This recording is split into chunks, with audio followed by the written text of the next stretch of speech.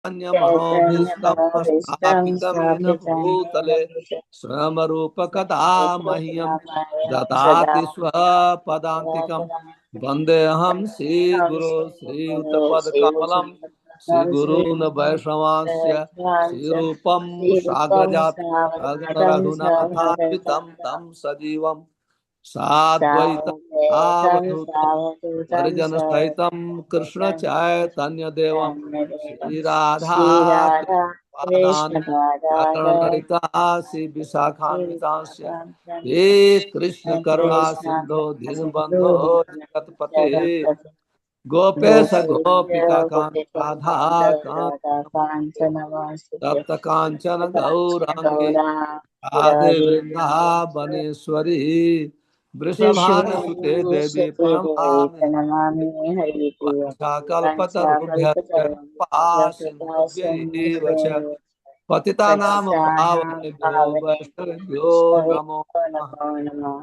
जय श्री श्री कृष्ण चैतन्य प्रभु नित्यानंद नित्यानंद श्री श्री अद्वैत गदाधर शिवादि गौर भक्त। हरे हरे कृष्ण कृष्ण कृष्ण कृष्ण कृष्ण कृष्ण हरे हरे हरे हरे राम राम हरे राम हरे राम राम राम राम राम हरे हरे। हरे कृष्ण। तो मैं आप सब भक्तों का हार्दिक स्वागत करता हूं और आभार प्रकट करता हूं। आप लोग समय पे आकर के मुझे भक्त सब सिंधु का पढ़ने का अवसर प्रदान किया है, इसलिए हम आपके बहुत बहुत आभारी हैं। हम लोग ने पिछले क्लास में 7 अंगों को पढ़ा था। उसमें पहला अंग था प्रमाणिक गुरु की शरण शरण में जाना। दूसरा अंग है गुरु से दीक्षा लेना और उससे उपदेश प्राप्त करना। तीसरा है श्रद्धा था विश्वास पूर्वक गुरु की सेवा करना। चौथा है साध पुरुषों के पद चिन्हों का अनुसरण करना।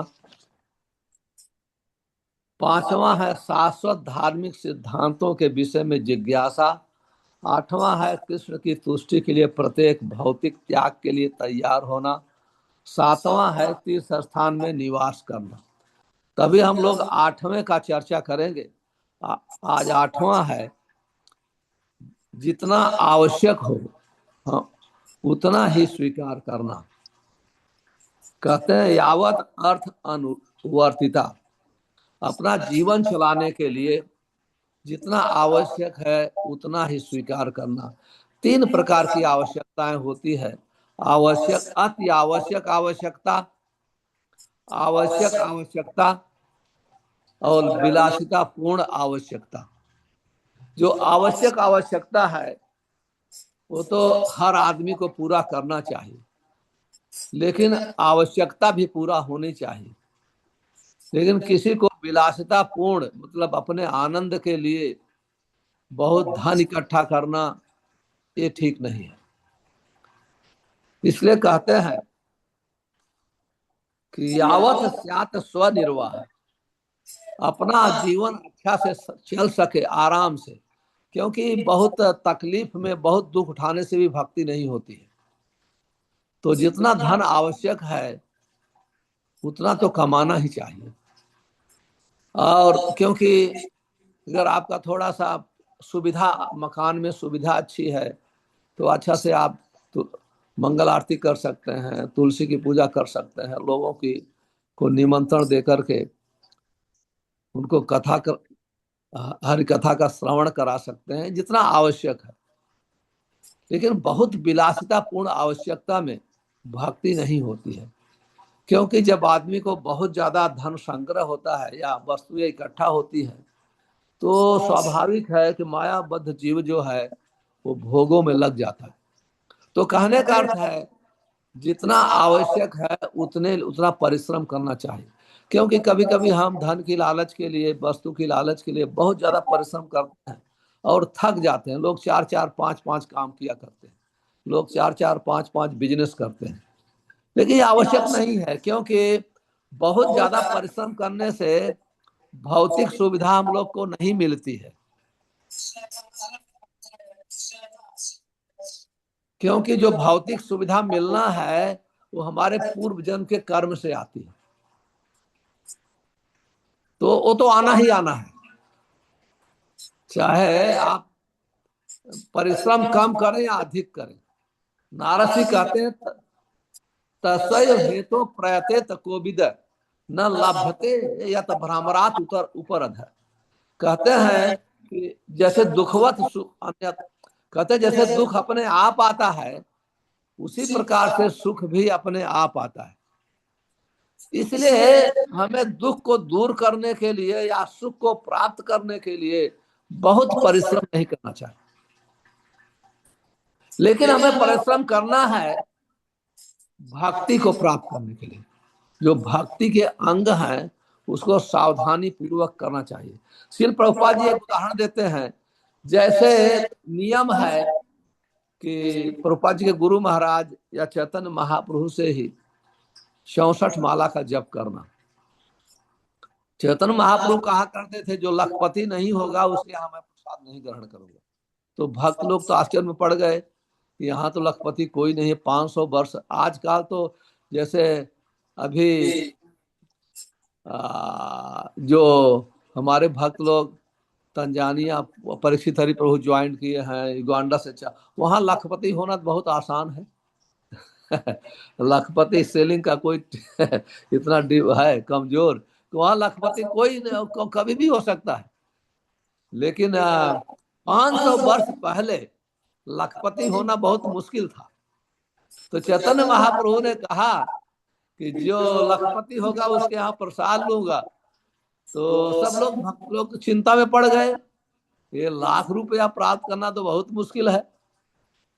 तो तब उसका स्पष्ट किया जो 1 लाख नाम का जप करता है, कहने का अर्थ जो 64 माला का जप करेगा उसके यहाँ चैतन्य महाप्रभु प्रसाद लेंगे। तो भक्त सिद्धांत सरस्वती ठाकुर अपने शिष्यों को जब दीक्षा देते थे तो 64 माला का कमिटमेंट लेते थे।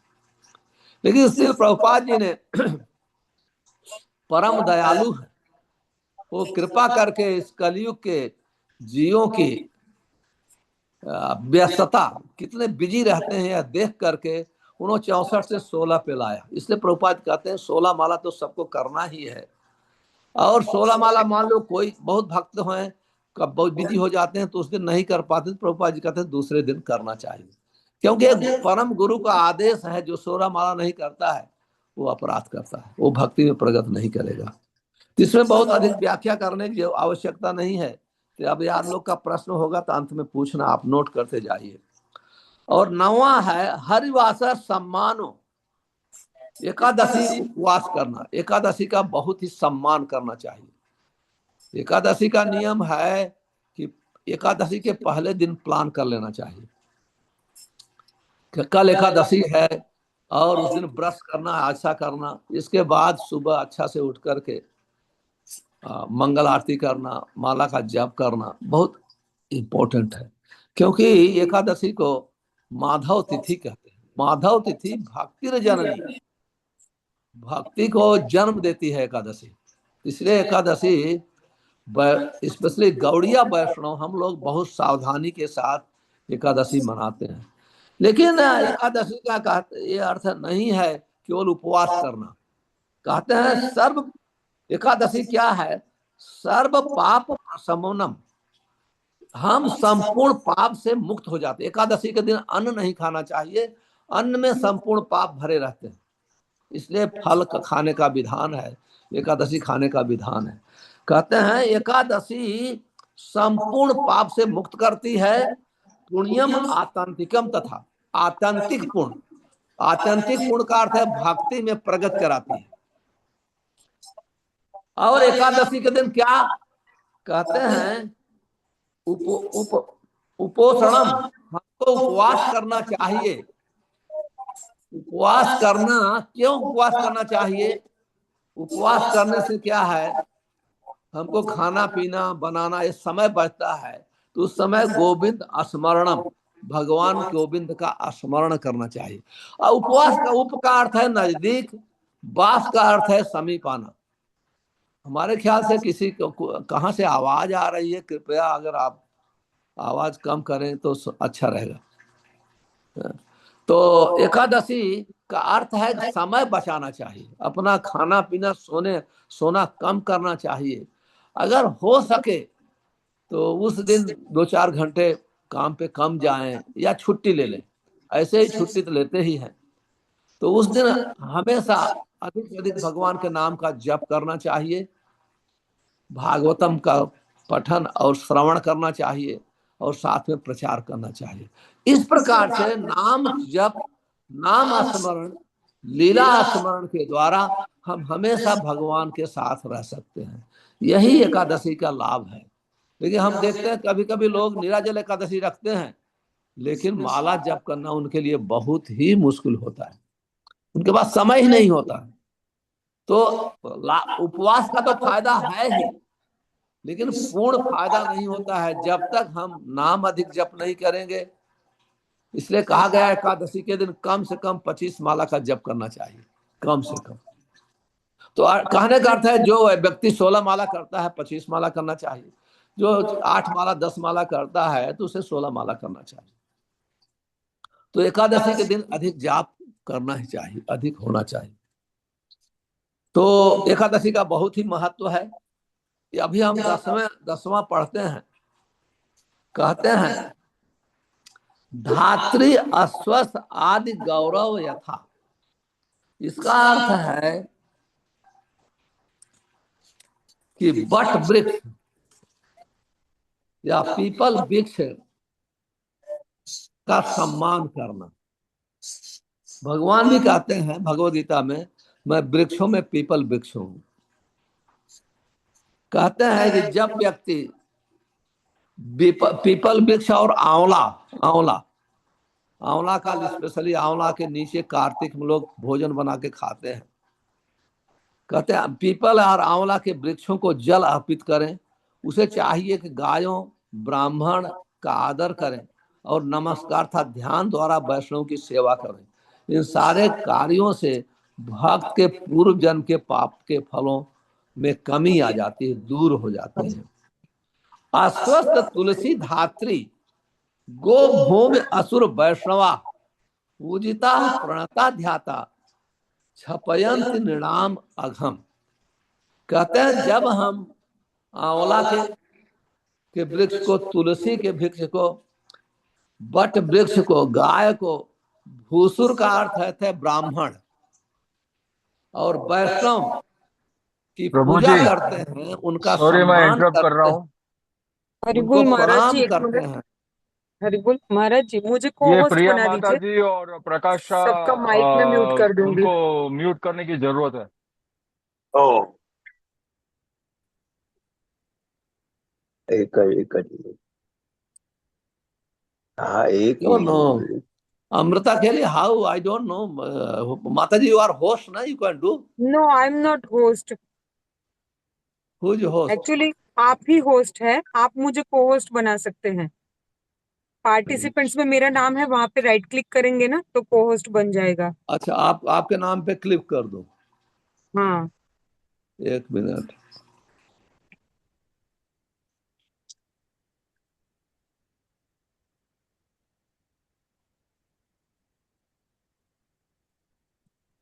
हाँ इस्कॉन इस्कॉन।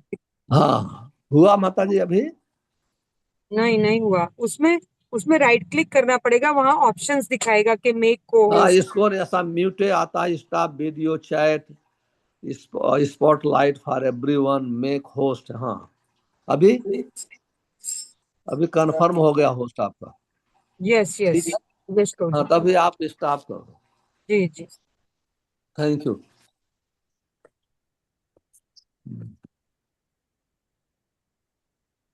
इस प्रकार से एक वैष्णवों का,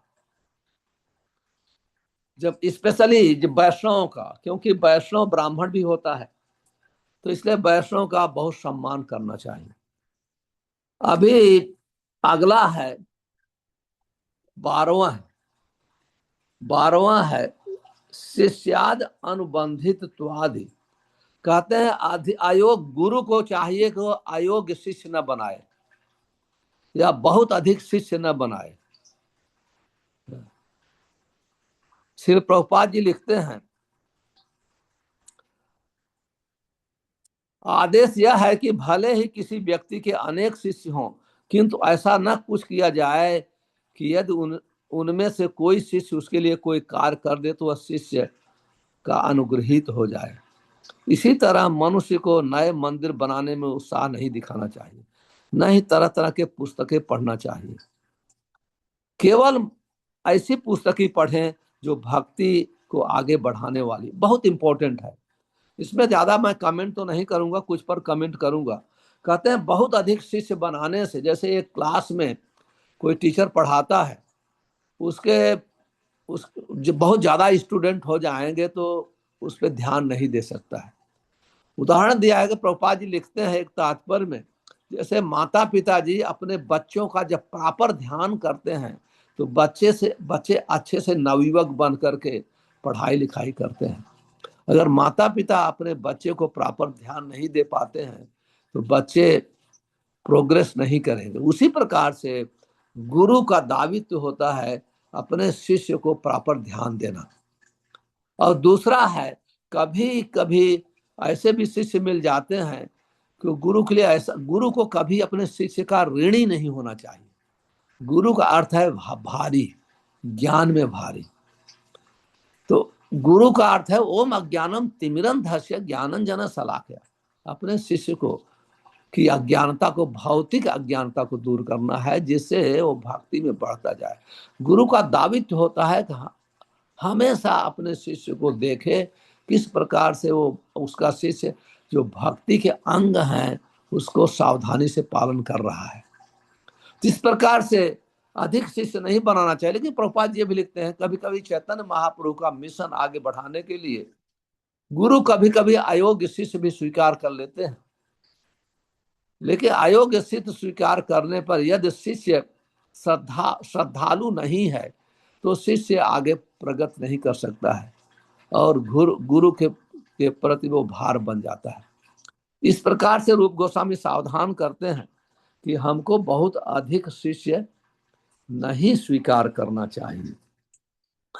और दूसरा, कभी भी हमको नाम के लिए, हमारे इतने ज्यादा शिष्य हैं तो हमारा नाम बहुत होगा, हमारी बहुत पूजा करते हैं, हमें स्वागत करते हैं, इस भावना से भी अधिक अयोग्य शिष्य कभी ग्रहण नहीं करना चाहिए।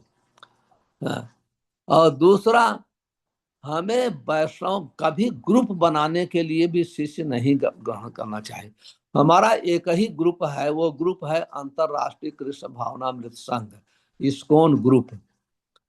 हम भले अलग अलग गुरु से दीक्षा लिए हैं, लेकिन सब अलग अलग गुरु एक ही हैं।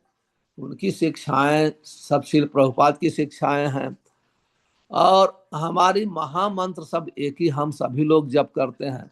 हम भागवत सब प्रकार से श्रवण, एक ही ग्रंथ भागवत श्रवण करते हैं। प्रभुपाद यहाँ लिखते हैं कि हमें अधिक ग्रंथ को नहीं पढ़ना चाहिए, क्योंकि अधिक ग्रंथ पढ़ने से हमारा साधन में, हम साधन फिक्स नहीं कर सकते हैं। कहते हैं बहुवाक्य बहुशास्त्र मति भ्रम है। अगर बहुत लोग से इंस्ट्रक्शन लेते हैं और बहुत ज्यादा शास्त्र पढ़ते हैं तो हम भ्रमित हो जाते हैं। साध्य साधन न है निश्चय, हम साध्य साधन को निश्चित नहीं कर सकते। इसलिए यहाँ प्रभुपाद जी लिखते हैं व्यवहारतः यदि कोई भगवत गीता, हम प्रभुपाद जी की वाणी को डायरेक्ट पढ़ रहा हूं तो कृपया ध्यान पूर्वक सुनिए। कहते हैं कि व्यवहारतः यदि कोई भगवत गीता श्रीमद् भागवतम चैतन्य महाप्रभु के उपदेश, कहने का अर्थ है चैतन्य चरितामृतम भक्त साम्य सिंधु को ध्यान पूर्वक पढ़े तो उसे कृष्ण भावनामृत के विज्ञान को समझने के लिए पर्याप्त ज्ञान प्राप्त हो सकता है। उन्हें अन्य पुस्तकें पढ़ने की कोई आवश्यकता नहीं है। तो प्रभुपाद जी कहते हैं भगवत गीता श्रीमद् भागवतम चैतन्य चरितामृतम भक्त साम्य सिंधु, ये ग्रंथ हमारे लिए इनफ है। वास्तव में देखा जाए तो अगर हम भागवतम प्रारंभ करें और पूरा करते करते वो पहला अध्याय का भूल जाते हैं क्योंकि कलयुग में है, हमारी याददाश्त कम हो गई है।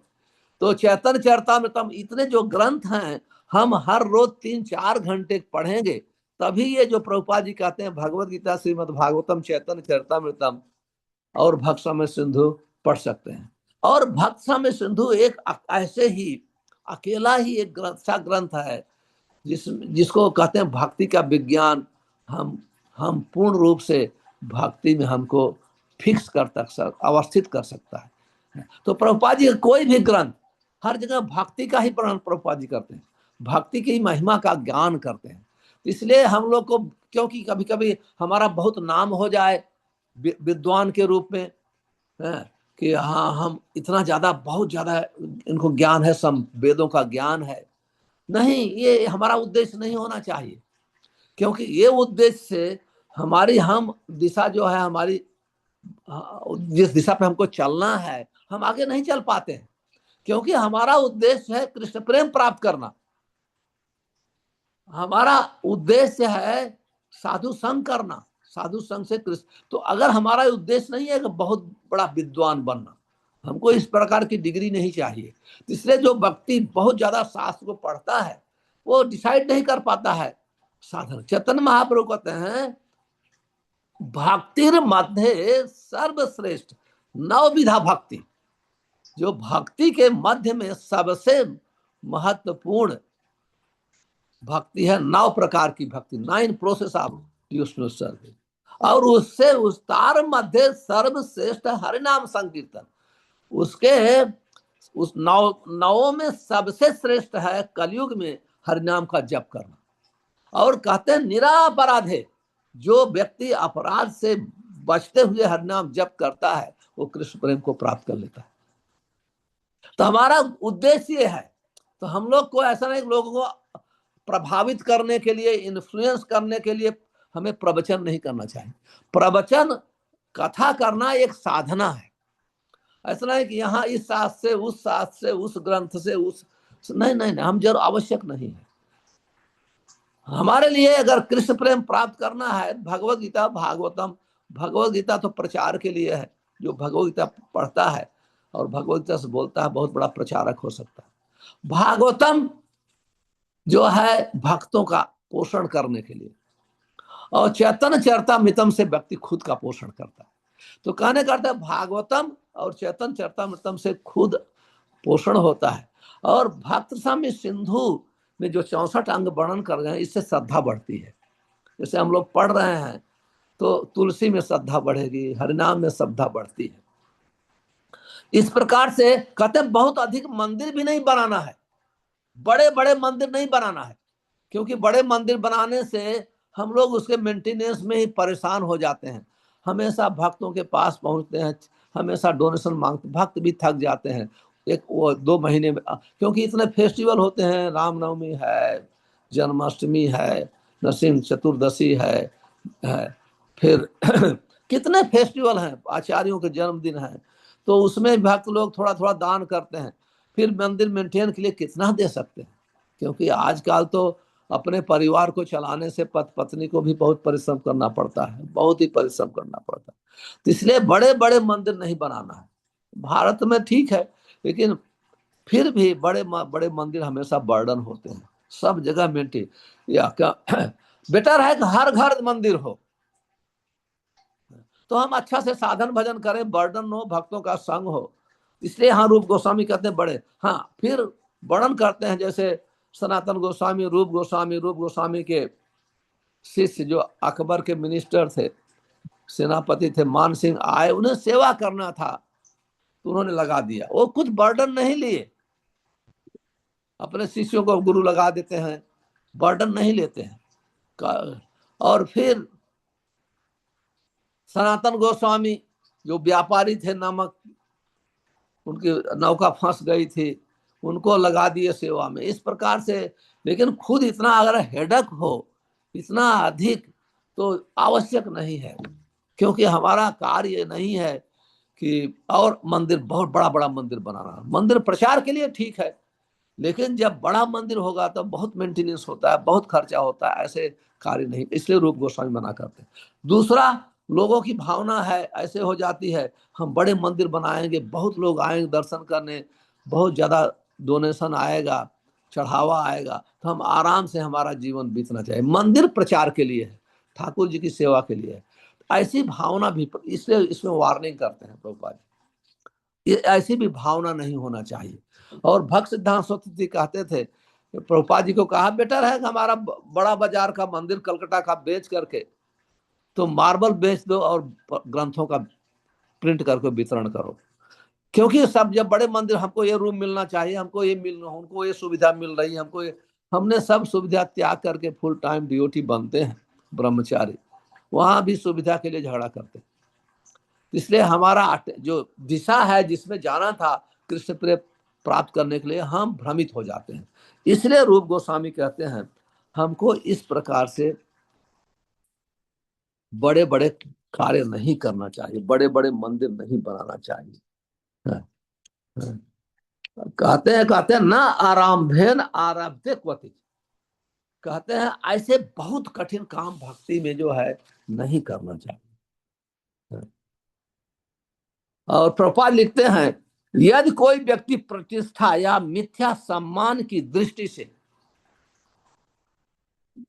शिष्य बनाता है, तो हमारे इतने शिष्य हो गए, तो वो कृष्ण भावना में से वो गिर जाता है। प्रभुपाद जी का वाक्य है यदि कोई व्यक्ति प्रतिष्ठा या मिथ्या सम्मान की दृष्टि से शिष्यों की संख्या बढ़ाता है तो वह कृष्ण भावना मित्र के पद से निश्चय ही च्युत हो जाता है। हम लोग अनुभव कर रहे हैं, कितने भक्तों का कंप्लेन है।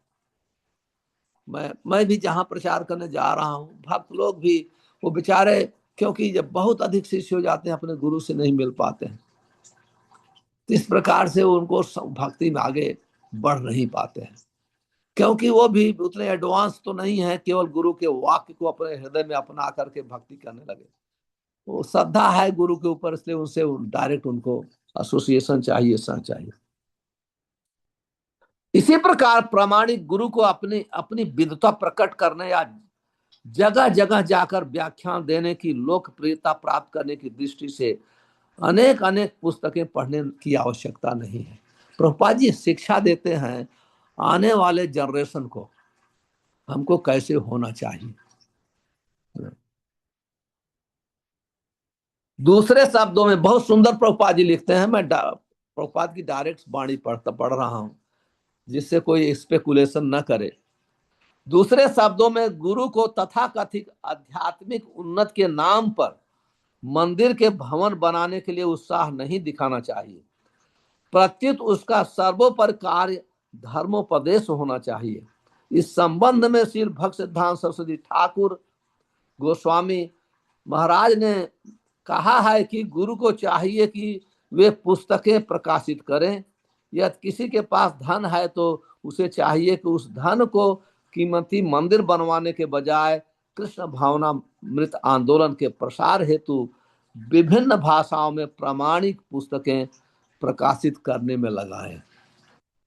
तो कभी कभी आदेश भी होता है गुरु का, जैसे श्रील प्रभुपाद जी का आदेश था हिज होलीनेस गोपाल कृष्ण महाराज के लिए कि तुम दिल्ली में कम से कम 12 मंदिर बनाओ, और इस प्रकार से महाराज ने आदेश दिया। उसी प्रकार से श्री प्रभुपाद जी ने अम्बरीश प्रभु को और हिज होलीनेस गोपाल कृष्ण महाराज को भी आदेश दिया था कि मायापुर में एक अद्भुत मंदिर होना चाहिए। वो अलग है, वो विशेष आदेश है। ऐसा नहीं कि हर व्यक्ति का मिशन होना चाहिए कि हमको बड़ा बड़ा मंदिर है। किसी के लिए विशेष आदेश है, उसमें विशेष शक्ति है, वो कर सकता है, गुरु पहचानते हैं, तो ऐसे आदेश आता है।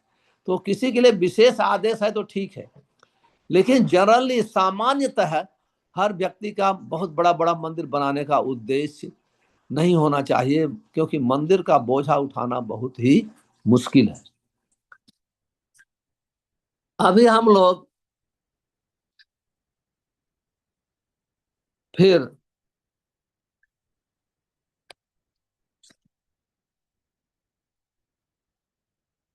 आगे पढ़ेंगे।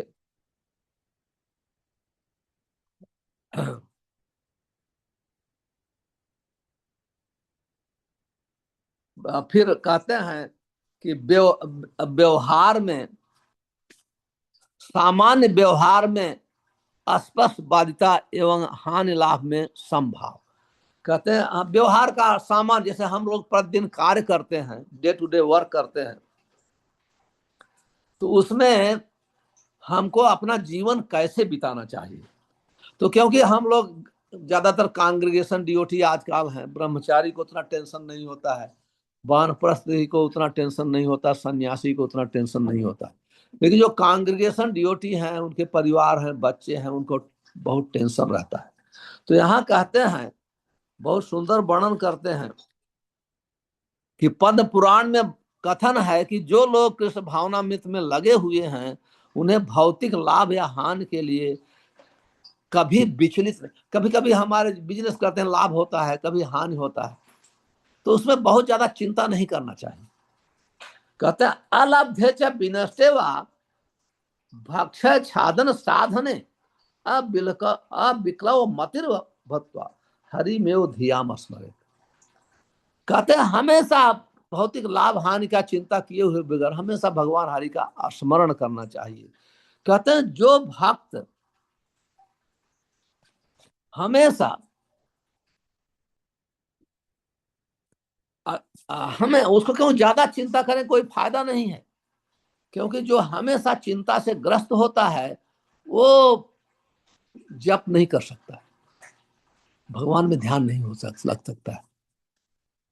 उदाहरण देते हैं कि शोका आमर्ष भावई यश आक्रांत मानस है, जिसका मन शोक और क्रोध, हमेशा क्रोधित, कभी कभी देखता हम छोटा छोटा सा बात पे थोड़ी 2 मिनट लेट आरती हो गई क्रोधित हो जाते हैं, जरा सा भोग मिले तो ये कोई सिस्टम नहीं है, हमें क्रोधित नहीं होना चाहिए। ऐसा बहुत क्रोध में नहीं होना चाहिए, छोटी छोटी, क्योंकि बात तो दूसरी होती है, असंतुष्ट है इसलिए क्रोध होते हैं, ऐसा नहीं सेवा में त्रुटि हो गई इसलिए क्रोधित हो जाते हैं, बहुत कारण होता है क्रोध आने का। तो इस प्रकार से कहते हैं कि हमें चिंता भी नहीं करना चाहिए, ना तो बहुत क्रोध होना चाहिए, क्योंकि जिसका क्रोध और चिंता से मन आक्रांत मानस है, ढका हुआ मन है, कथन तत्र मुकुंद, कैसे भगवान का स्मरण कर सकता है, कभी नहीं हो सकता। इसलिए हमेशा इससे बचना चाहिए।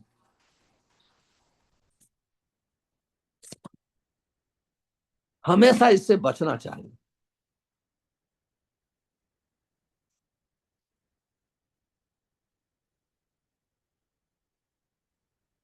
और फिर वर्णन करते हैं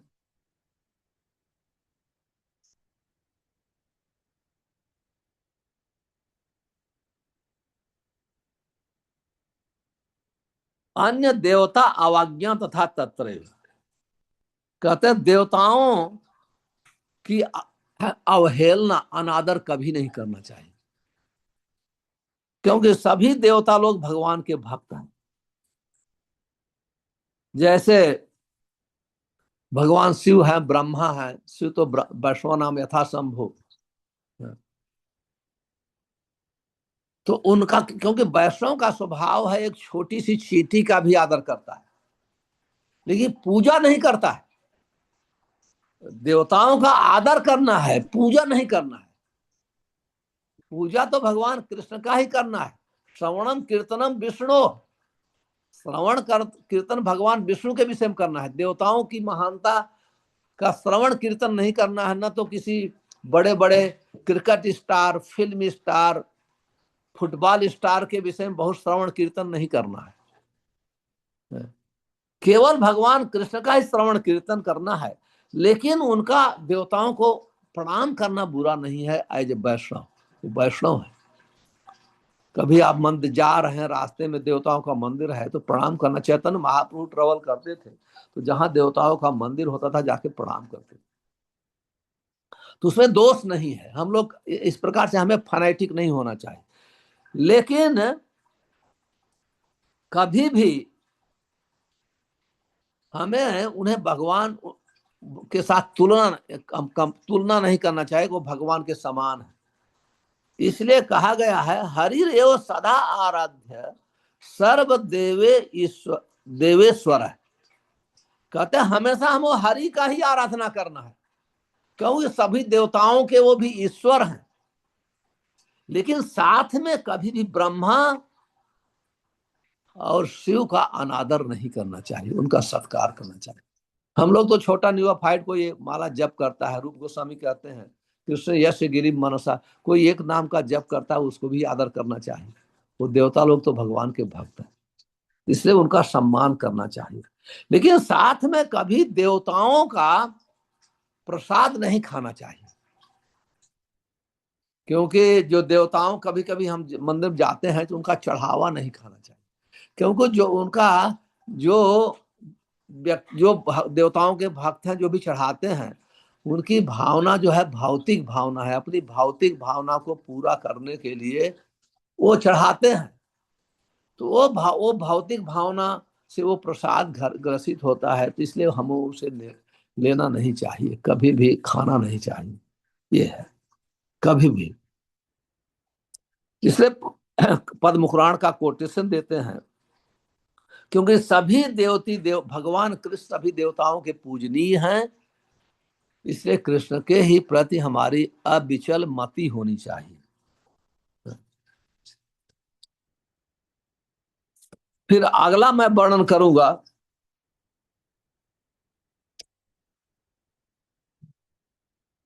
कहते हैं किसी जीव को भी पीड़ा नहीं पहुंचाना है, यह 17वां है, किसी भी जीव को पीड़ा नहीं पहुंचाना है।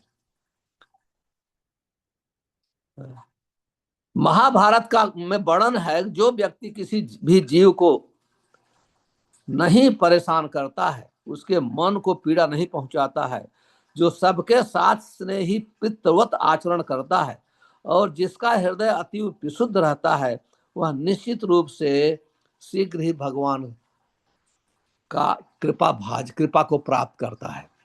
पितेव पुत्रो करुणो न उद्योजयति यो जन्म विशुद्धस्य ऋषिकेश तुष्टम सत्य प्रसिद्धति। कहते हैं जो भगवान विष्णु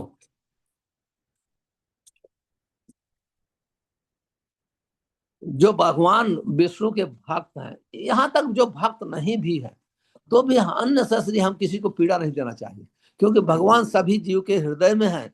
जो हम अननेसेसरी उनको पीड़ा देते हैं, पीड़ा देने का अर्थ होता है अपने हित के लिए, हम अपने स्वार्थ के लिए उसको पीड़ा देते हैं। किसी जीव को मार के खाते हैं, किसी को अपने स्वार्थ के लिए, तो कभी भी अपने स्वार्थ के लिए किसी जीव को पीड़ा नहीं देना चाहिए। तो जब हम किसी जीव को पीड़ा नहीं देते हैं तो हम लोग भगवान हमारे ऊपर बहुत ही कृपा करते हैं, बहुत ही कृपा करते हैं। तो इस प्रकार से तो हमेशा ध्यान रखना चाहिए। मैंने एक अपराध का वर्णन व्याख्या करना चाहता हूं, वो है अभक्तों का संग त्याग करना। जो भगवान कृष्ण के विमुख जन हैं, जो भगवान के भक्त नहीं हैं, उनका संग नहीं करना चाहिए। वर्णन है, चैतन्य महाप्रभु लिखते हैं, असत संग त्यागे वैष्णव आचार। असत संग जो भगवान के भक्त नहीं है, उनको संग को छोड़ना है। दुर्जना पर हर्तव्यो विद्या लंकृतो प्रसन्न। जो भगवान के भक्त नहीं है उनका संग छोड़ना है। और कौन भक्त नहीं है? स्त्री संगी। अब देखिए यहां मिसअंडरस्टैंडिंग नहीं होना चाहिए, यहाँ स्त्रियों का संग का मना नहीं किया गया है। स्त्रियों का माँ के रूप में संग करना, बातचीत करना, बहन के रूप में बातचीत करना, पुत्री के रूप में बात करना, ऐसे संबंध के रूप में।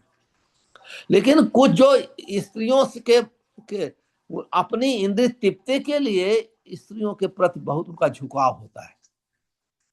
यहाँ स्त्री संग का अर्थ होता है ऐसे जीव लोग हैं जो अपनी इंद्रियों को संतुष्ट करने के लिए स्त्रियों के साथ संग बातचीत करते हैं, हमेशा मटेरियल टॉक करते हैं। ऐसे व्यक्ति का नहीं संग करना है, या ऐसी स्त्री का भी नहीं संग करना है जो बहुत कामी है। ऐसे पुरुष का भी नहीं संग करना है जो स्त्री के पास बहुत कामी है। और ऐसे स्त्री का भी नहीं संग करना है जो पुरुष के प्रति बहुत कामी है। इसका अर्थ ये हुआ, ऐसा नहीं एक संपूर्ण स्त्री का, स्त्री का तो बात ही नहीं हुआ है यहाँ। कहते हैं जो स्त्री संगी, ऐसा व्यक्ति जो है अपनी इंद्रियों को संतुष्ट करने के लिए, स्त्री अपने कान को संतुष्ट करने के लिए, जीवा को संतुष्ट करने के लिए हमेशा स्त्री की चर्चा करता रहता है, उसका संग नहीं करना है। या ऐसी स्त्री का भी जो हमेशा किसी पुरुष का संग करने के लिए लालायित रहती है अपनी इंद्रिय तृप्ति के लिए, ऐसी स्त्रियों का संग भी वर्जित किया गया है। इसका अर्थ यह हुआ, इससे चैतन्य महाप्रभु कहे कि असत संग त्याग यही वैष्णव आचार। भक्तों, वैष्णव का अर्थ होता है सभी भक्त। विष्णु अस्य देवता, जिसके देवता भगवान विष्णु है, चाहे वो स्त्री हो, पुरुष हो, छोटा सा बच्चा हो, कोई भी हो, जो भगवान विष्णु की पूजा करता है उसे वैष्णव कहा जाता है। और उसमें कहते हैं एक तो दूसरा असाधु, जो सदाचार जिसमें नहीं है। असाधु का अर्थ है जो सीधा ना चले, टेढ़ा चलता है। सीधा टेढ़ा चलने का अर्थ है जो वैष्णव लोग जो हमारे शास्त्र में है, जो साधु भक्तों के चरित्र को वर्णन किया गया है, कैसे उसको उठना है, कैसे बैठना है, कैसे बात करना है, अगर उसमें ये सदाचार नहीं है तो ऐसे असाधु का संग छोड़ना चाहिए। भले वो तिलक कर रहा है, भले कंठी माला है, कभी कभी वो कली चेला भी हो सकता है। भक्तिविनोद ठाकुर कहते हैं कि माथे तिलक गले माला, गले में माला है, माथे मस्तक में तिलक है, लेकिन उसमें सदाचार नहीं है। ऐसे असदाचारी वैष्णव का संग नहीं करना है, वो बहुत ही खतरनाक है। कहते हैं ऐसे असदाचारी वैष्णव का संग कितना, उससे बेटर है कि हम लोग पिजड़े में शेर है, क्रोकोडाइल है, शेर है, क्रोकोडाइल है, सर्प है, एक पिजड़े में उसका आलिंगन करें, वो बेटर है। और या तो अग्नि जलती हुई अग्नि में प्रवेश करें, वो बेटर है। आप देखिए कितना कात्यायनी संहिता से रूप गोस्वामी वर्णन करते हैं, बरमहुत बहज्वाला पंजरात व्यवस्थित। कहते हैं कि जलती हुई अग्नि में प्रवेश करना वो ज्यादा ठंडा लगता है। न सौरी चिंता विमुख संसार वैश्य, जो सौरी का अर्थ है कृष्ण, जो भगवान कृष्ण का जो भक्त नहीं है, उनका जो स्मरण नहीं करता है, उनका वो विमुख जन है। उनके संग करने से अच्छा है तो आग को आलिंगन करिए, क्योंकि आग का आलिंगन करेंगे आपकी मृत्यु हो जाएगी, आप फिर से भक्त बनेंगे। आप भक्तों का संग करेंगे तो क्या होगा, आप अगले जन्म में आपका पतन हो जाएगा, 84 लाख योनियों में भ्रमण करना पड़ेगा। ये बहुत ध्यान रखना। दूसरा क्लोज कोटेशन देते हैं, आलिंगनम बरम मन्ये ब्याल व्याघ्र जलौकसम। कहते हैं व्याघ का अर्थ है बाघ, ब्याल का अर्थ है सर्प, जलौकसम का अर्थ है जोंक, जो पानी में ऐसे होते हैं जिसको जोंक कहते हैं। अगर आपके शरीर पे वो पकड़ लिया, उसने खून चूसना चालू कर देती है। तो ये सबको आलिंगन करना वो अच्छा है कि जो देवताओं की पूजा करता है, देवताओं के पूजक के संग से ये लोग का संग अच्छा है। कहते न संग सल युक्ता नाम नाना देवैक सेवनम। कहते हैं जो दूसरे देवताओं के पूजक हैं उनका संग नहीं, संग करने का अर्थ नहीं है कि उनके साथ न बैठो, उनके साथ उठो, नहीं, संग करने का अर्थ है उनके आदेश से हमें प्रभावित नहीं होना चाहिए। वो देवताओं का बहुत अच्छा वर्णन करेंगे तो कभी कभी मायाबद्ध जीव है, उसका मन भटक जाता है। तो इसलिए कभी भी हाँ, जो इतना ताकतवर है तो ठीक है, उसको प्रसाद खिलाए, प्रसाद देवताओं के पूजक को प्रसाद खिला के भक्त बना दो, प्रचार करके भक्त बना दो, बहुत अच्छा है। लेकिन उनकी बात से हमें प्रभावित नहीं होना चाहिए। हाँ, इस प्रकार से यहाँ यही है। तो संघ का बहुत ही प्रभाव पड़ता है, क्योंकि संघ से ही हमारे भक्ति का पोषण होता है। जब इवन भक्त चैतन्य महाप्रभु तो यहां तक कहा, कृष्ण प्रेम जन्म मूल है साधु संग। कृष्ण प्रेम जन्मे से ही पुनः अंग।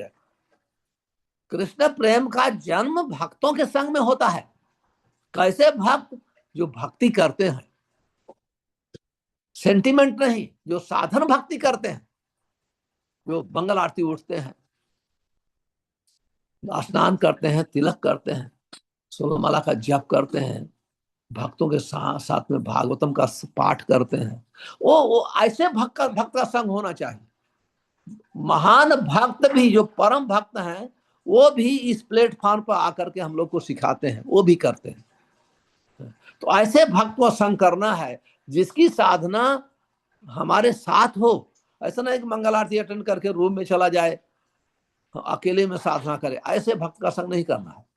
जो हमारे साथ जप करता है, हमारे साथ पढ़ता है, हमारे साथ कीर्तन करता है, ऐसे भक्त को संग करना चाहिए।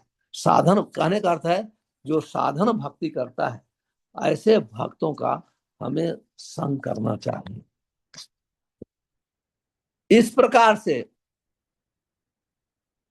हमने ये पढ़ा कि हम लोग को संग का प्रभाव, यहां तक कि अगर आप कितना भी सावधान रहेंगे तो भी पड़ जाता है। हम सावधान भी रहते हैं तो संग का प्रभाव, अगर एक बार एक महात्मा थे, वो महात्मा वो जा रहे थे। महात्मा लोग हमेशा पहले चलते रहते थे, जहाँ शाम को होता था किसी घर पे वो रुक करके वहां भोजन करते थे। इसी प्रकार से एक महात्मा परिव्राजकाचार्य थे, ट्रेवल कर रहे थे। शाम को जब शाम हुआ तो किसी घर पे वो रुक गए। तो व्यक्ति उनको राशन दिया, आटा दिया, राइस दिया, चावल दिया, आप बना के खा लो। वो बना के खाए। सुबह वो उठते हैं और चले जाते हैं। तो एक दो जो 5 किलोमीटर जाते हैं तो उन्हें पता चला, अरे मैं उसका ब्लैंकेट लेके आ गया। ठंडी का महीना था, उन्होंने ब्लैंकेट ओढ़ने के लिए दिया था, वो उसका ब्लैंकेट लेके आ गया। मैं उदाहरण दे रहा हूं। तो वो पूछे कि ऐसा कैसे हो सकता है? साधु किसी का सामान कैसे चुरा सकता है, कैसे ले सकता है? ये भावना उनको लगा कि ये भावना हमारे अंदर आई कैसे। फिर वापस गए ब्लैंकेट वापस करने के लिए, और उसे पड़ोसी से पूछे, भाई ये किसका घर है? वो पड़ोसी बोलता है तो चोर का घर है। आप देखे, एक रात रहे, चोर के घर का अन्न खाए, वहां सोया, वो प्रभावित हो गए। इसलिए पहले जो महात्मा थे, वो जो भगवान के भक्त हुआ करते थे, उनके यहाँ ही निवास स्थान बनाते थे। आज भी हमारे भक्त इस्कॉन के हैं तो ढूंढते हैं कोई भक्तों का घर है, होटल में जल्दी रहना नहीं चाहते हैं, क्योंकि भक्तों का घर होगा तो वहां उनको प्रसाद मिलेगा, मंगल आरती का चांस मिलेगा, शिव विग्रह का दर्शन का मौका मिलेगा। ये बहुत इंपॉर्टेंट है ये सब चीजें। तो हमको सावधान रहना चाहिए कि ये अंग हैं, ये सब मोस्टली अंग हम लोग फॉलो करते हैं। लेकिन कुछ अंग जैसे हैं, हम लोग इतना ज्यादा बिजी हो जाते हैं पैसा कमाने में। हालांकि हम विश्वास हमको शास्त्र पर नहीं होता है, आपके मेहनत से पैसा नहीं आएगा। हम पढ़ते हैं कर्मणा दैव, हमारे कर्म से पैसे आता है, लेकिन हम बहुत बिजी हो जाते हैं। हाँ, अगर बिजी बहुत हैं, लेकिन फिर भी अगर आप भक्ति साथ में लेके चल रहे हैं, कोई दोष नहीं। देखिए, हम इतने बिजी हो जाते हैं, भक्ति को हम ध्यान, ऐसे हम भक्तों की बात कर रहा हूँ कि जो लोग दीक्षा भी ले लिए हैं, पुराने भक्त हैं, फिर भी एसोसिएशन प्रॉपर नहीं होता है तो भ्रमित हो जाते हैं। और तब क्या होता है, कुटी नाटी, जीव हिंसा, लाभ, पूजा, प्रतिष्ठा, हम डाइवर्ट हो जाते हैं। कुटी नाटी का अर्थ है, चैतन्य महाप्रभु वर्णन करते हैं सनातन गोस्वामी को, कहते हैं हम पॉलिटिक्स अंदर आ जाती है, हम मंदिर में पॉलिटिक्स देखते हैं क्योंकि हमारे अंदर पॉलिटिक्स है। और जीव हिंसा, हम दूसरे को सताने लगते हैं, कड़वी बात बोलेंगे, भक्त कभी किसी को बहुत बिटर बात नहीं बोलता है, कड़वी बात बोलेंगे। लाभ हमेशा हम अपना प्रॉफिट देखें, मंदिर आएंगे, बिजनेस कॉन्ट्रैक्ट करेंगे, हम एसोसिएशन के लिए नहीं सोचेंगे, सावधानी पूर्वक नहीं सुनेंगे, कोई बहुत बड़ा स्पीकर होगा तभी सुनेंगे ना, ये सिस्टम नहीं है। पूजा कि अगर हम कुछ सेवा किए जब तक उसकी प्रशंसा नहीं हुई तो हम डिस्करेज हो जाते हैं, हतोत्साहित हो जाते हैं। तो कहने का अर्थ है ये सब चीजें, इसमें कुछ चीजें बहुत महत्वपूर्ण, हालांकि हर चीजें बहुत महत्वपूर्ण है, कुछ चीजें हमको बहुत सावधानी करती है। जैसे कहा गया है गुरु, कभी कभी हम गुरु को इतना सेवा करते हैं आप उनका अटेंशन आकर्षित करने के लिए। अब हमारा सेवा करने की भावना अलग है। प्रभुपाद जी ये सब बातें टच करते हैं, अगर आप पढ़ेंगे तो आपको मिलेगा। वो हमारे गुरु महाराज थे, तो हम एक बार महाराज के साथ मुंबासा हम जाया करता था गाड़ी से। पहले मंदिर में पैसे कम थे तो महाराज जी बीमार नहीं थे, महाराज जी मंदिर का पैसा नहीं खर्च करते थे, बोलते थे हमको गाड़ी से ले चलो सस्ता पड़ेगा। तो जब गाड़ी से ले जाते थे तो भक्तों का कंपटीशन होता था, प्रेसिडेंट एक गाड़ी लेके आए, अब एक दूसरे भक्त थे वो भी गाड़ी लेके आए। प्रेसिडेंट तो बेचारे तो सिंपल थे, बहुत सज्जन व्यक्ति थे, लेकिन दूसरे थे थोड़ा उग्र स्वभाव के थे। वो क्या करते थे, वो महाराज को महाराज के साथ उस किसी गाड़ी में बैठूं अभी, क्योंकि उसकी बैठूंगा तो नाराज हो जाएगा, उसमें बैठूंगा तो नाराज होगा। महाराज ऐसे रुक के मुस्कुराते थे। बाद में दूसरे जो एग्रेसिव भक्त, यहाँ तक कि महाराज का हाथ पकड़ के लेके जाता था, हमारी गाड़ी में बैठिए महाराज। तो महाराज उनको इशारा कर, ठीक है जब वापस आने लगूंगा तो एयरपोर्ट पे तो आपकी गाड़ी से आऊंगा। तो कहने का अर्थ है ऐसा हमारा मूड नहीं होना चाहिए, हमारा ऐसा मोटिवेशन नहीं होना चाहिए कि हमारे गुरु महाराज ने हमारे से बात की लिया, दूसरे से बात नहीं किया, ये सब भावना नहीं होनी चाहिए। हमें दिव्य एसोसिएशन का अर्थ होता है हमारी भक्ति कैसे, पॉजिटिव एसोसिएशन, पॉजिटिव एसोसिएशन होना चाहिए। हमें ऐसा नहीं कि वो हम भक्तों में दिखाना है, गुरु महाराज हमारे घर पे प्रसाद लिया, हमारे घर पे रात में रहे सोए, हमको बहुत मानते हैं दूसरे भक्तों से, ये भावना नहीं होनी चाहिए शिष्यों की। और गुरु को भी ऐसे होना चाहिए, उनके लिए गुरु तो ऐसे होते ही हैं, उनके शिष्य सब उनके लिए बराबर है। गुरु बहुत प्रसन्न होते हैं जब उनका शिष्य भक्ति में आगे बढ़ता है। कुछ आइटम बहुत बहुत इंपॉर्टेंट हमारे लिए, और जो इंपॉर्टेंट आइटम है जब हम उसको ध्यान से पढ़ते हैं तो दूसरे आइटम इसमें है ऑटोमेटिक फॉलो हो जाते हैं। इसलिए मैं ये सब पे दूसरी बार प्रकाश डाल रहा हूँ। जैसे एकादशी है, एकादशी बहुत इंपॉर्टेंट है, तो एकादशी का हमारा सैक्रिफाइस कुछ करना चाहिए, हमारा सोना, हमारा प्रसाद खाना, हमारा कोई काम का कुछ ऐसे एडजस्ट करके तो हमें भक्तों का संग करना चाहिए, पढ़ना चाहिए, सब करना चाहिए। इस प्रकार से हम भक्ति में आगे बढ़ सकते हैं। यहाँ हम आज ये अध्याय हमने पूरा कर दिया। अभी अगले अध्याय को हम लोग, हो सकता है कि मंडे में फिर क्लास लूंगा। बहुत महत्वपूर्ण अगला अध्याय है, संपूर्ण अपराधों से मुक्त होना, किस प्रकार से हम संपूर्ण अपराध से बच सकते हैं। तो अगला अध्याय आएगा तो हम पढ़ेंगे। तो कोई किसी का आपका पास कोई प्रश्न है तो पूछिए।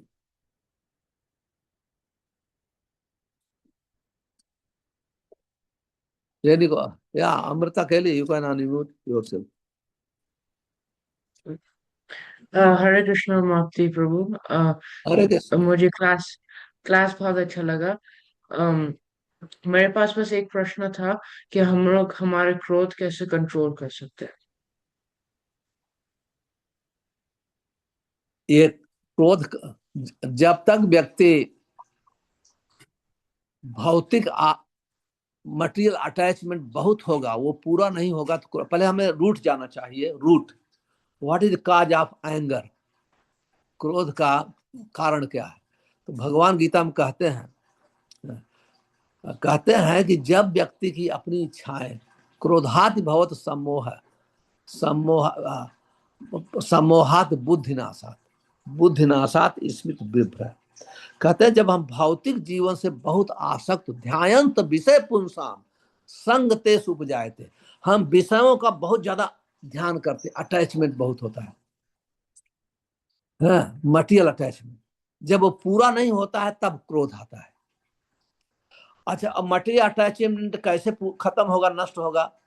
हरे कृष्ण महामंत्र का जप करने से, वैष्णव की सेवा करने से। ऐसे भक्त जो मटेरियली बहुत अटैचमेंट नहीं है, ऐसे भक्तों की हम सेवा करते हैं तो हमारा वो अटैचमेंट, और साथ में हरे कृष्ण महामंत्र का, तो अटैचमेंट हमारा कम होता है। तो ऑटोमेटिक हम अननेसेसरी, एक होता है जो क्रोध ऐसा जो हमारे लिए इंपॉर्टेंट है, वो तो करना दोष नहीं है। कुछ ऐसे क्रोध 90% ऐसे क्रोध है, 95% वो इंपॉर्टेंट नहीं है, वो मटेरियल अटैचमेंट के अनुसार होते हैं, तो उसके लिए होना चाहिए। आप समझ, जैसे क्रोध आना चाहिए कि मैं माला क्यों नहीं कर रहा हूं अच्छा से, हम सुबह क्यों नहीं उठ पाया, मैं इतना दिन में भागवतम क्यों नहीं पढ़ पाया। तो कहने का अर्थ है जब हम श्रवण कीर्तन भक्तों के संग से हमारा अटैचमेंट कम होगा तो ऑटोमेटिक क्रोध कम होने लगता है। लोग बोलते हैं ना, बहुत भक्त अपना रियलाइजेशन प्रेजेंट करते हैं, जब से माला करने लगा मेरा क्रोध कम हो गया है, थोड़ा 100% खत्म नहीं हुआ लेकिन कम हो गया है। तो कहने का अर्थ उनका मटेरियल अटैचमेंट कम होने लगता है, तो इसलिए क्रोध कम आता है। क्लियर हो गया पुरुषोत्तम प्रभु? हाँ हाँ, बहुत बहुत अच्छा लगा, thank you. Thank you, thank you. Any other questions?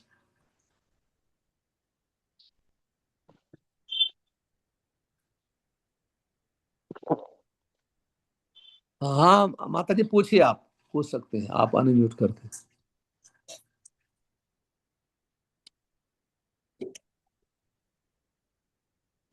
I don't, आप यदि कोई किसी का प्रश्न नहीं है तो बंद किया जाए, यदि कोई प्रश्न है तो पूछ सकते हैं।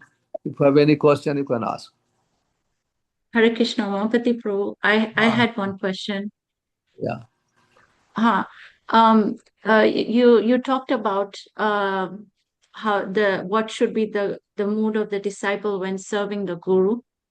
Um, but my question was that sometimes when we serve and then we start feeling pride, like you were saying, how can one correct that type of thinking or mentality? How do we shift that mentality? Is my हाँ, you should question. ask from your शिक्षा गुरु, I am Mhm. serving, why I became, why I am developing pride. You should ask from him, because serving a spiritual master means you should become free from pride.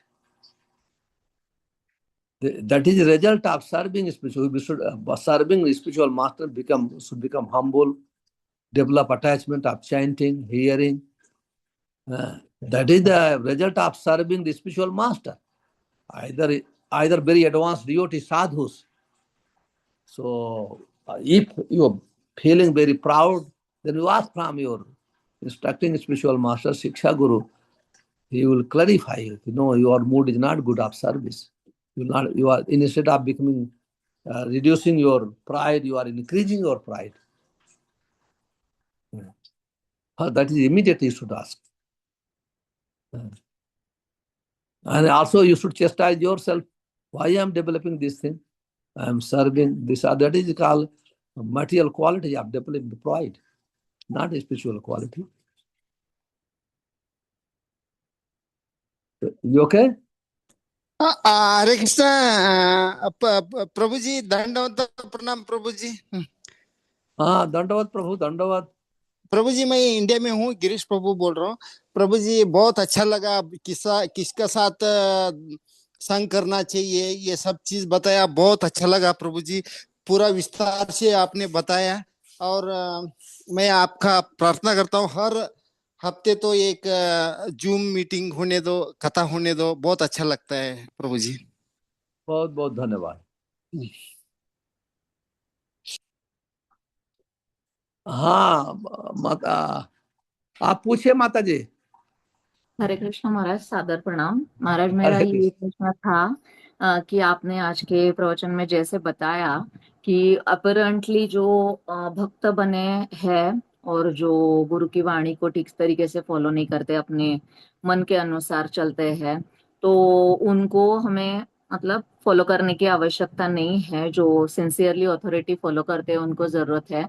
लेकिन according to Guru Maharaj will हम देखते हैं कि महाराज कहते हैं कि ये movement आपको पुश करना है, इस्कॉन मूवमेंट, तो आपको अथॉरिटी को फॉलो करना होगा। तो जो हायर अथॉरिटी है जो गुरु महाराज का मूड कैरी करती है उन तक तो हम सीमित अथॉरिटी को फॉलो कर सकते हैं। लेकिन जो लोकल अथॉरिटी जिसमें हमें वो डुअलिटी का दिखता है, और गुरु महाराज के डिसअपियरेंस के बाद उनके तत्व और नियमों को थोड़ा सा चेंज करते हुए लोकल अथॉरिटी में दिखता है, तो हमें उनसे ऊपर वाली अथॉरिटी से जुड़ना चाहिए, या हमें जो भी है अपना कर्तव्य करते हुए एज अ पार्टिसिपेंट उस एज अ काउंसलर उस इसमें केवल एक व्यक्ति मात्र रहना चाहिए। महाराज कैसे करना चाहिए?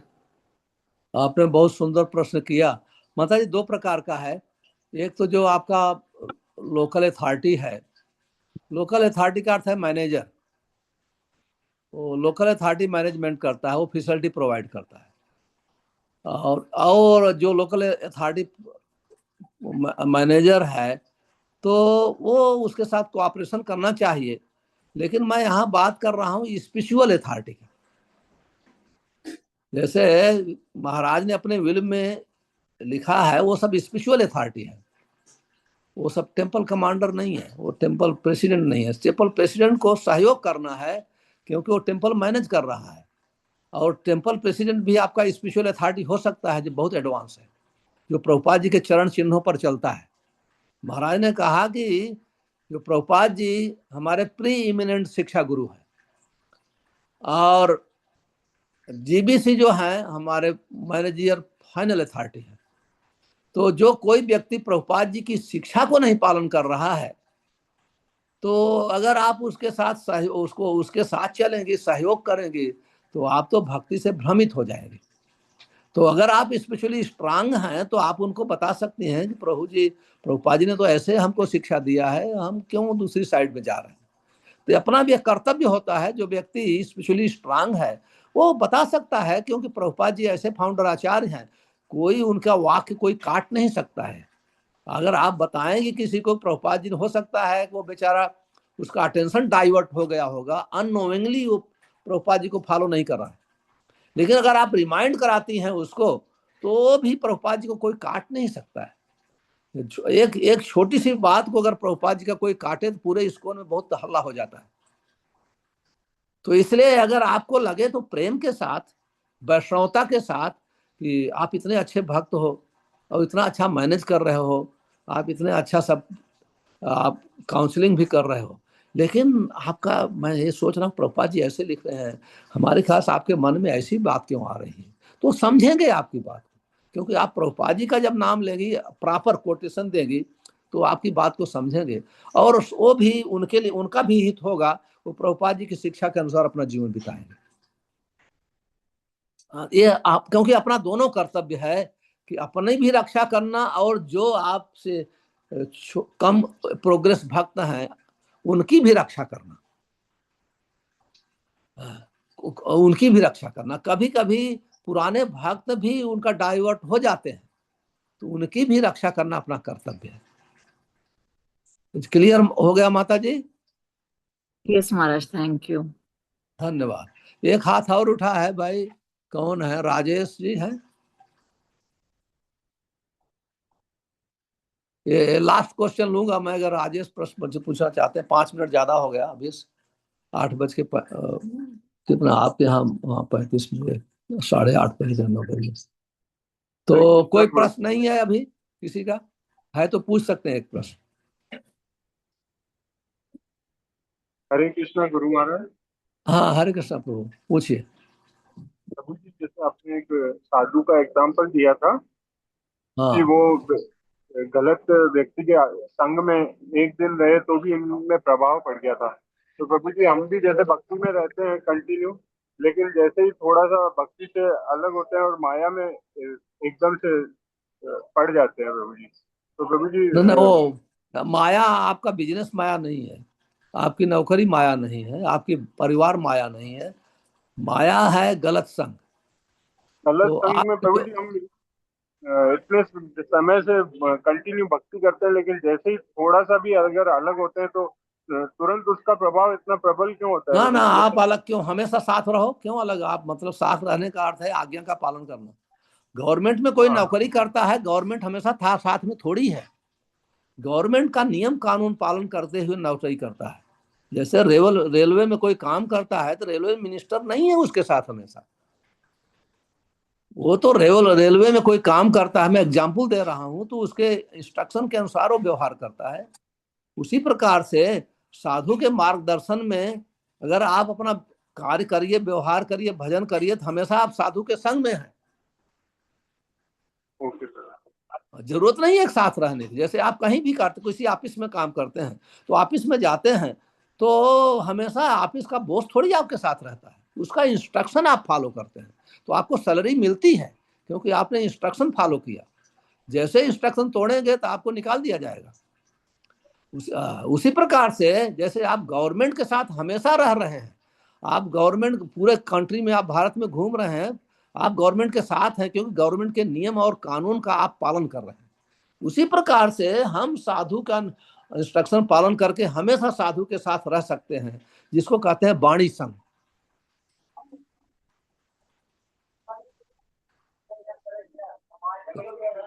जो के प्रभु क्लियर हो गया, स्पष्ट? मेरा का मतलब था प्रभु जी, जैसे ये माया भी भगवान का ये एक अंश है, लेकिन ये हमें भक्ति से विमुख क्यों करता है प्रभु जी? नहीं, आप सोचते हो माया आपकी है। अगर आप सोचो ये भगवान की माया है तो आप उस माया से आनंद नहीं लेंगे, क्योंकि माया आपको नहीं पकड़ी है, आपने माया को पकड़ लिया है। एक बार भक्त सिद्धांत सरस्वती ठाकुर को एक भक्त ने, उनका डिसाइपल, कहा कि गुरु जी माया बहुत कठिन है, बहुत स्ट्रांग है, बहुत स्ट्रांग है, हमको छोड़ती नहीं है। तो दूसरे दिन भक्त सिद्धांत सरस्वती ने, उनके आश्रम में एक पेड़ था, वो पेड़ को पकड़ लिया दोनों हाथ से, और फिर पेड़ को बोलते हैं मुझे छोड़ दो, छोड़ दो, छोड़ दो। तो वही शिष्य आके बोलता, गुरुजी आपने पेड़ को पकड़ा है, पेड़ ने आपको नहीं पकड़ा है। तो इस प्रकार से भक्त सिद्धांत उपदेश देते हैं कि उसी प्रकार से जैसे मैंने पेड़ को पकड़ा था, आपने माया को पकड़ा है, माया ने आपको नहीं पकड़ा है। क्योंकि हम सोचते हैं कि माया मेरी है। ये अगर ये आप जिस दिन सोच लो कि माया कृष्ण की है तो आप माया से मुक्त हो जाएंगे। हम सोचते हैं माया मेरी है तो माया से हम आनंद लेते हैं। हम जो भी है, जिसको आप माया समझते हो, सोचो ये कृष्ण की है तो आप माया से मुक्त हो जाएंगे। ये अभ्यास करिए।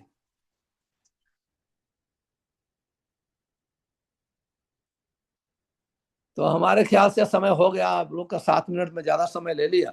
आज की कक्षा मैं इसी के साथ समाप्त करता हूं। हमारे साथ सब लोग हरि कृष्ण महामंत्र का उच्चारण करेंगे।